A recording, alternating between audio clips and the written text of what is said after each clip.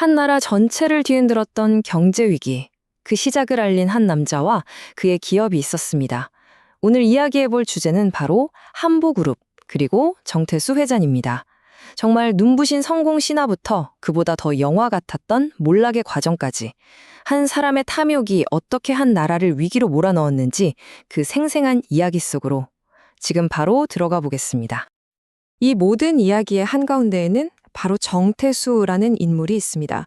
그의 캐릭터를 정말 단적으로 보여주는 유명한 말이 있죠.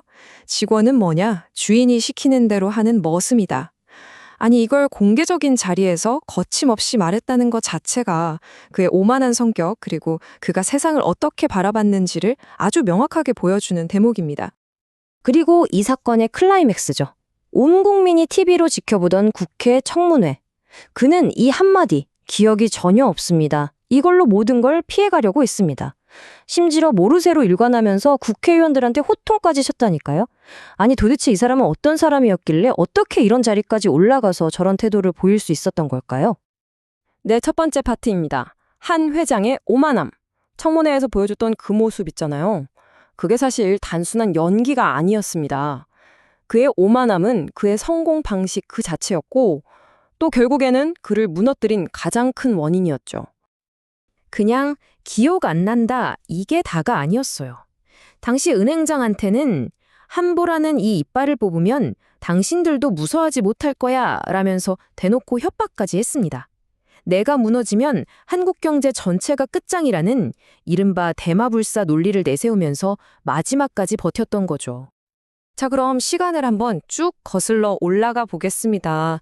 이렇게 거대한 제국을 세운 사람이 사실은 평범한 공무원으로 시작했다는 거, 그리고 그 시작에 놀랍게도 한 점쟁이의 예언이 있었다는 건데요. 한번 들어보시죠. 정말 놀랍죠? 정태수 제국의 시작이 바로 역술인의 조언 한마디였다는 겁니다. 심지어 원래 이름이었던 정태준을 정태수로 바꾸기까지 하면서 말 그대로 인생을 건 도박을 시작한 거죠. 여기서부터 그의 사업 인생 전체를 꿰뚫는 아주 대담한 승부사 기질이 보이는 것 같습니다. 자, 그럼 그 작은 회사를 어떻게 단숨에 재벌, 그러니까 우리가 아는 거대 그룹의 반열에 올려놓을 수 있었을까요? 바로 전설적인 프로젝트 하나가 있었습니다. 아파트로 제국을 쌓아 올린 그 시작점 이야기입니다. 바로 그 유명한 대치동 음마 아파트입니다. 근데 여기가 원래는요, 비만 오면 그냥 물에 잠겨버리는 아무도 거들떠보지 않던 저지대 땅이었어요. 정태수는 바로 이 쓸모없어 보이는 땅을 헐값에 사들인 거죠. 그런데 정말 거짓말처럼 서울시에서 제방공사를 딱 하면서 이 지역이 더 이상 침수되지 않는 땅으로 바뀌어버린 겁니다.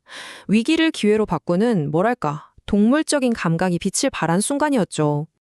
때마침 부동산 경기가 확 살아나면서 미분양이었던 음마 아파트가 순식간에 다 팔려 나갔고요. 정태수 회장은 이 프로젝트 딱 하나로 당시 돈으로 1,000억 원이라는 정말 천문학적인 돈을 벌었다고 공공연하게 자랑하고 다녔습니다. 이 돈이 바로 한보제국의 초석이 된 겁니다. 그리고 이건 진짜 재밌는 일환회인데요.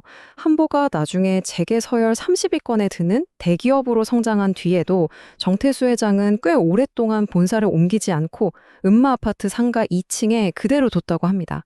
그만큼 그에게 음마 아파트의 성공이 얼마나 큰 의미였는지, 상징적이었는지를 보여주는 거죠.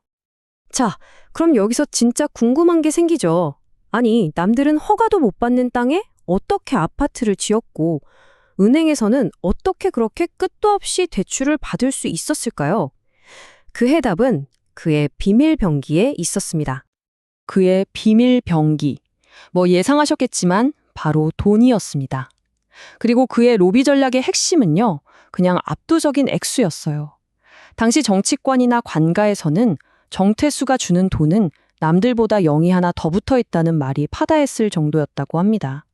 한번 돈을 줄 때 상대방이 절대 잊지 못할 만큼 아주 확실하게 줬다는 거죠. 이게 그냥 찔러주는 수준이 아니었습니다. 아주 체계적이었죠. 사과 상자, 골프 가방, 007 가방. 이 운반 수단에 따라서 금액이 딱 정해져 있는 마치 가격표 같은 악명 높은 시스템이 있었다고 해요. 이건 뭐 단순한 뇌물이 아니라 거의 산업이었던 셈입니다. 자, 이제 그의 마지막이자 모든 것을 무너뜨린 치명적인 도박으로 넘어가 보겠습니다. 대형 비리 사건으로 감옥까지 갔다 왔는데도 그는 위축되기는커녕 오히려 훨씬 더 큰 판을 벌이기 시작합니다. 그를 잠깐 멈춰 세웠던 사건이 바로 수서 비리 사건입니다.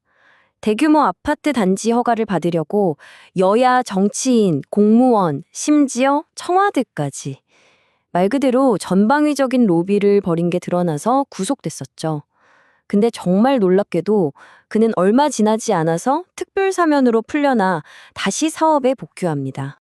그의 마지막 꿈은 당진에 어마어마한 제철소를 짓는 거였습니다.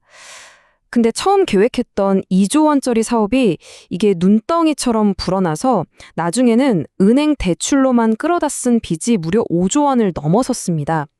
사실상 밑빠진 독이 물붓기였는데 그는 멈출 생각이 없었습니다.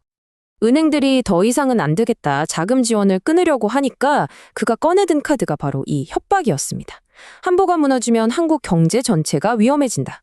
이 주장은요, 나중에 2008년 글로벌 금융위기 때 미국의 거대 금융기관들이 우리가 망하면 시스템 전체가 붕괴한다고 주장했던 그 대마불사 논리와 정확히 똑같습니다. 자기가 너무 커져서 절대 망할 수 없다고 믿었던 거죠. 하지만 영원할 것 같던 그의 제국은 1997년 1월 결국 무너져 내렸습니다. 그리고 한보의 부도는 그저 시작에 불과했습니다.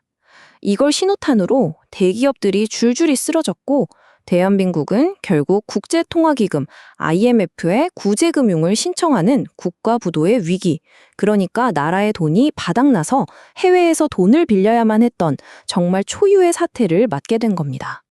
자, 이제 마지막입니다.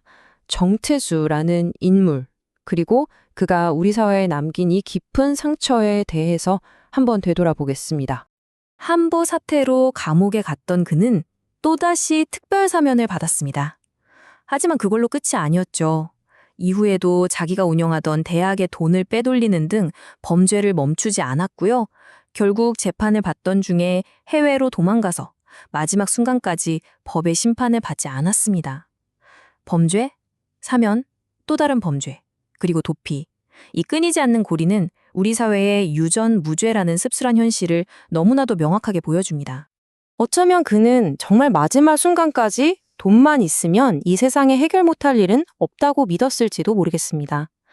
이제는 역사 속으로 사라진 한보그룹과 정태수 회장, 돈과 권력이 부패와 만났을 때 얼마나 파괴적인 결과를 낳을 수 있는지 그의 이야기는 20년이 훌쩍 지난 오늘날 우리에게도 여전히 아주 무겁고 중요한 질문을 던지고 있습니다.